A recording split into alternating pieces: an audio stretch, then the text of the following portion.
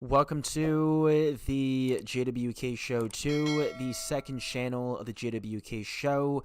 We have a big XLM video. As you guys know, we are bullish on XLM. If we weren't, then we wouldn't be talking about XLM.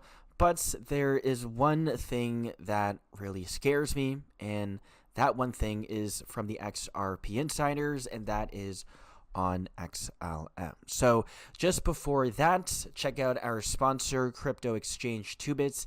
Link is in the description below. We are running an exclusive event, and that is trade to earn massive XRP rewards up to 2,500 XRP just by trading XRP and cryptos. Now, we had this tweet from David Schwartz a couple of days ago, and he says, seriously, and he provides an image of an email from Gemma Caleb. He says, "Hi David, this is me, Jed.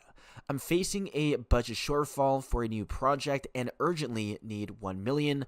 Please deposit it urgently." And we have a USDT ERC20 address, which is Tether on Ethereum, and we have best Shed. So we had Gemma Caleb asking David for money to start a new project, possibly Stellar XLM. As we had David Schwartz, Arthur Brito, and Gemma Caleb creating the XRP ledger back in 2011, 2012, aiming for a faster, more efficient alternative to Bitcoin.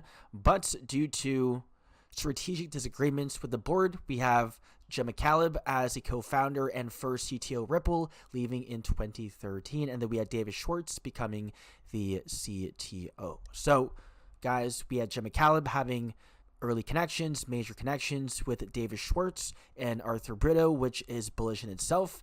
And based on my time in crypto, it seems like any crypto project with a 1% member associated with a project, they seem to do very well in terms of price, right? So we have XRP, XLM, ISO tokens. We had Terra Luna going parabolic as well before crashing, FTX, and so on. So whenever a cryptocurrency project is affiliated with a 1% member, that is very bullish and a good sign that the project will succeed, or at least there will be tons of money to be made. For example, we had CZ Binance and BNB as well. BNB a couple of months ago hitting $1,000 with an ICO of around 10 cents, right? So many people got rich off of BNB, and the same thing can happen with XRP and XLM due to many 1% connections. And we had David Schwartz, Gemma Caleb, Brad Garlinghouse, Arthur Brito, all members of the 1% club. So this is why we are bullish on XLM,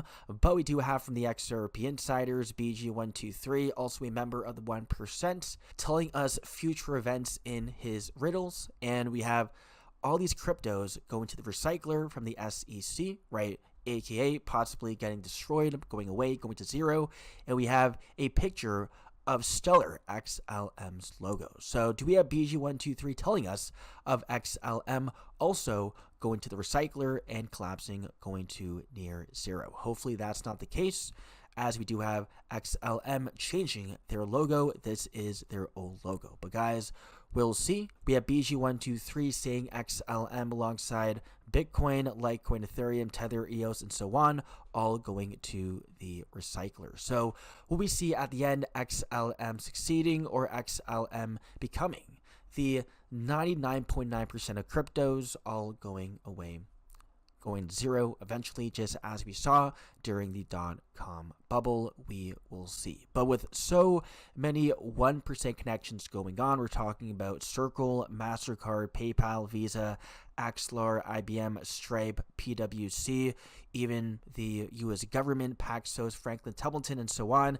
It is very unlikely that we're going to see XLM going away anytime soon. And we have both XRP and XLM having different use cases, so we have enough space for XRP and XLM to coexist. We have XRP having partnerships, Ripple having partnerships with the banks for liquidity sourcing, and Stellar XLM, we have banks building on the infrastructure directly. So we have US banks issuing stablecoins on Stellar for faster and cheaper transactions, and we have WireX not using Stellar for settlements, but settling Visa transactions in USDC on Stellar. So we will see many entities utilizing the Stellar blockchain using XLM for transactions, leading to a higher XLM price point, and the more transaction value transacted on top of Stellar, the higher the price of XLM.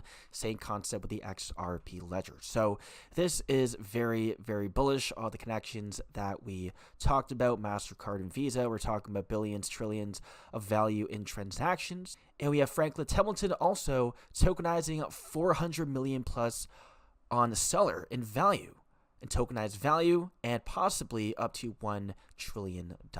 And the difference is XRP facilitates transactions between banks using traditional systems, and Stellar replaces the traditional systems with programmable rails. Again, we have both solving cross-border payments. One is a bridge, one being new infrastructure, and we have XLM, right, targeting the micro transactions, and XRP targeting the massive bank transactions. Both have 3-5 second transacting time and cost of fractions of a cent, right? So both have superior great technology compared to Bitcoin and other cryptos. And we even have from The Economist, get ready for a world currency. We have 10 Phoenix, we have the XLM logo, and also we have 10, which is X. So will we see XRP and XLM becoming the world reserve currencies? And lastly, we have both XRP and XLM moving up. And keep in mind, guys,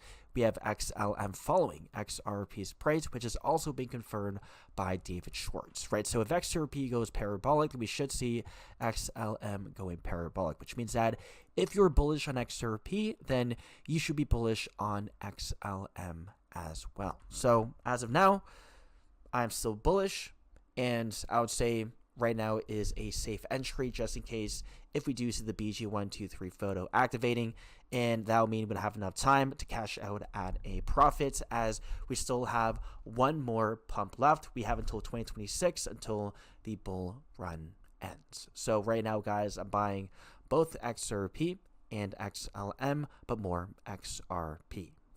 That's it for the video. Hope you guys enjoyed, and I'll see you guys in the next one.